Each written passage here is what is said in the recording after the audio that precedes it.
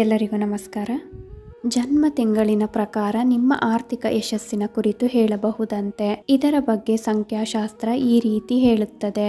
ಜನ್ಮ ತಿಂಗಳ ಪ್ರಕಾರ ಆರ್ಥಿಕ ಯಶಸ್ಸನ್ನು ಊಹಿಸಬಹುದು ಎಂದು ಸಂಖ್ಯಾಶಾಸ್ತ್ರ ಹೇಳುತ್ತದೆ. ಹಾಗಿದ್ದರೆ ಅದು ಹೇಗೆ ಎಂದು ಈಗ ತಿಳಿಯೋಣ ಬನ್ನಿ.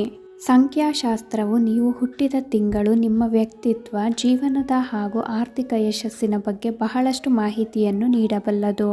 ಇಲ್ಲಿ ಜನ್ಮ ತಿಂಗಳ ಪ್ರಕಾರ ನೀವು ಯಾವಾಗ ಆರ್ಥಿಕ ಯಶಸ್ಸನ್ನು ಪಡೆಯುತ್ತೀರಿ ಎಂಬುದನ್ನು ವಿವರಿಸಲಾಗಿದೆ.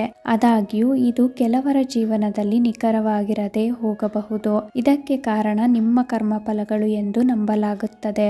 ಜನವರಿ. ಸಂಖ್ಯಾಶಾಸ್ತ್ರದಲ್ಲಿ ಜನವರಿಯನ್ನು ನಂಬರ್ 1ಗೆ ಜೋಡಿಸಲಾಗುತ್ತದೆ. ಸಂಖ್ಯಾಶಾಸ್ತ್ರಜ್ಞ ಹ್ಯಾನ್ಸ್ ಡೆಕೋಸ್ ಈ ಸಂಖ್ಯೆಯನ್ನು ಕಾರ್ಯಕರ್ತ, ಫಲಿತಾಂಶಗಳನ್ನು ನೀಡುವ ಪ್ರಬಲ ಶಕ್ತಿ ಎಂದು ವಿವರಿಸುತ್ತಾರೆ. ಈ ತಿಂಗಳಲ್ಲಿ ಜನಿಸಿದವರು ಸಂಪತ್ತಿನ ಹರಿವಿನೊಂದಿಗೆ 25ನೇ ವಯಸ್ಸಿನ ಆಸುಪಾಸಿನಲ್ಲಿ ವೃತ್ತಿ ಜೀವನದ ಉತ್ತುಂಗವನ್ನು ತಲುಪಬಹುದು. ಫೆಬ್ರವರಿಯಲ್ಲಿ ಜನಿಸಿದವರು ಆರ್ಥಿಕವಾಗಿ ಒರಟು ಆರಂಭವನ್ನು ಹೊಂದುವ ಸಾಧ್ಯತೆ ಇದೆ. ಆದರೆ 40ರ ದಶಕದ ಅಂತ್ಯದ ವೇಳೆಗೆ ಉತ್ತಮ ಫಲಿತಾಂಶಗಳನ್ನು ನೋಡುತ್ತೀರಿ. ಫೆಬ್ರವರಿಯಲ್ಲಿ ಜನಿಸಿದವರು ಏನನ್ನಾದರೂ ಸಾಧಿಸಲು ಮನಸ್ಸು ಮಾಡಿದರೆ ಅವರು ಗುರಿ ಮುಟ್ಟುತ್ತಾರೆ ಎಂದು ಹೇಳುತ್ತಾರೆ. ಮಾರ್ಚ್ನಲ್ಲಿ ಜನಿಸಿದವರು ಸಂಪರ್ಕಗಳನ್ನು ನಿರ್ಮಿಸುತ್ತಾರೆ. ಅದು ಅವರಿಗೆ ಜೀವಿತಾವಧಿಯಲ್ಲಿ ಸಹಕಾರಿಯಾಗುತ್ತದೆ. ನಿಮ್ಮ 28ನೇ ವಯಸ್ಸಿನಲ್ಲಿ ವೃತ್ತಿ ಮತ್ತು ಕುಟುಂಬ ಜೀವನವು ಸ್ಥಿರತೆ ಮತ್ತು ಯಶಸ್ಸನ್ನು ನೀಡುತ್ತದೆ. ನೆಟ್ವರ್ಕಿಂಗ್ ನಿಮಗೆ ಉತ್ತಮ ಫಲ ನೀಡಬಹುದು. ಏಪ್ರಿಲ್ನಲ್ಲಿ ಜನಿಸಿದವರು ಕಷ್ಟಪಟ್ಟು ದುಡಿಯುವ ಸ್ವಭಾವಕ್ಕೆ ಹೆಸರುವಾಸಿಯಾಗಿದ್ದಾರೆ. ನೀವು ಯಶಸ್ಸಿನ ಮೊದಲು ಸವಾಲುಗಳನ್ನು ಎದುರಿಸುತ್ತೀರಿ, ಆದರೆ ಬಿಟ್ಟುಕೊಡಬೇಡಿ. ನಿಮ್ಮ ಅದೃಷ್ಟವು 35ರ ಆಸುಪಾಸಿನಲ್ಲಿ ಬದಲಾಗುತ್ತದೆ, ಸಮೃದ್ಧಿಯನ್ನು ತರುತ್ತದೆ ಎಂದು ಹೇಳುತ್ತಾರೆ. ಮೇ ತಿಂಗಳಲ್ಲಿ ಜನಿಸಿದವರ ವೃತ್ತಿ ಜೀವನವು 25ನೇ ವಯಸ್ಸಿನ ನಂತರ ಗಗನಕ್ಕೇರುತ್ತದೆ. ಇವರು ಉತ್ಸಾಹಿ, ಆಶಾವಾದಿ ಮತ್ತು ವಿಶೇಷವಾಗಿ ಅದೃಷ್ಟವಂತರು. ವಾಸ್ತವವಾಗಿ 2004ರ ಅಧ್ಯಯನವು ಮೇ ತಿಂಗಳಲ್ಲಿ ಜನಿಸಿದ ಜನರು ಇತರ ಎಲ್ಲ ತಿಂಗಳುಗಳಲ್ಲಿ ಜನಿಸಿದವರಿಗಿಂತ ತಮ್ಮನ್ನು ತಾವು ಅದೃಷ್ಟವಂತರು ಎಂದು ಪರಿಗಣಿಸುತ್ತಾರೆ ಎಂದು ಹೇಳುತ್ತದೆ.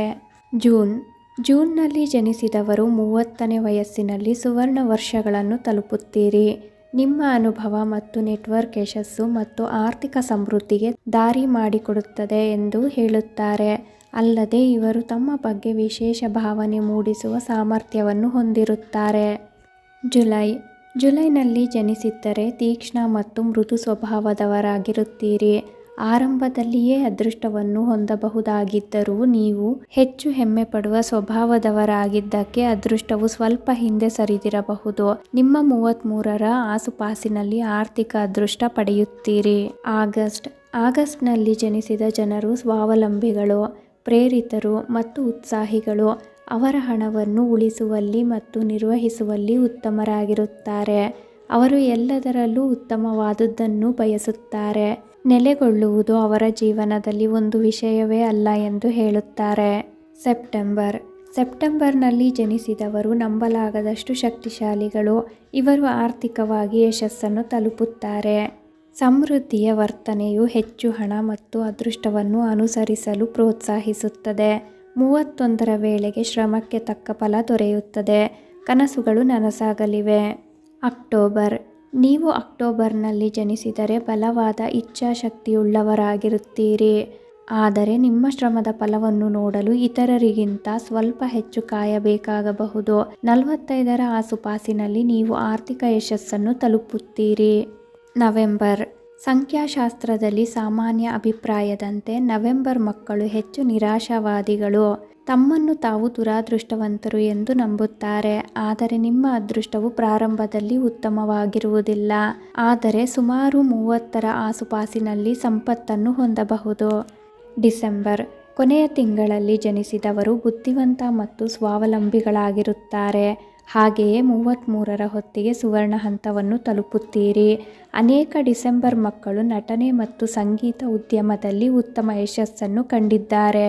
ಜನ್ಮ ತಿಂಗಳ ಪ್ರಕಾರ ನೀವು ಯಾವಾಗ ಆರ್ಥಿಕ ಯಶಸ್ಸನ್ನು ಪಡೆಯುತ್ತೀರಿ ಎಂಬುದನ್ನು ವಿವರಿಸುತ್ತಾ ನಾನು ಈ ವಿಡಿಯೋನ ಇಲ್ಲಿಗೆ ಎಂಡ್ ಮಾಡ್ತಿದ್ದೀನಿ. ಈ ಮಾಹಿತಿಗಳು ನಿಮಗೆ ಇಷ್ಟ ಆದರೆ ದಯವಿಟ್ಟು ನಮ್ಮ ಚಾನಲ್ಗೆ ಸಬ್ಸ್ಕ್ರೈಬ್ ಆಗಿ, ಲೈಕ್ ಮಾಡಿ, ಶೇರ್ ಮಾಡಿ, ಹಾಗೆ ಕಮೆಂಟ್ ಮಾಡಿ.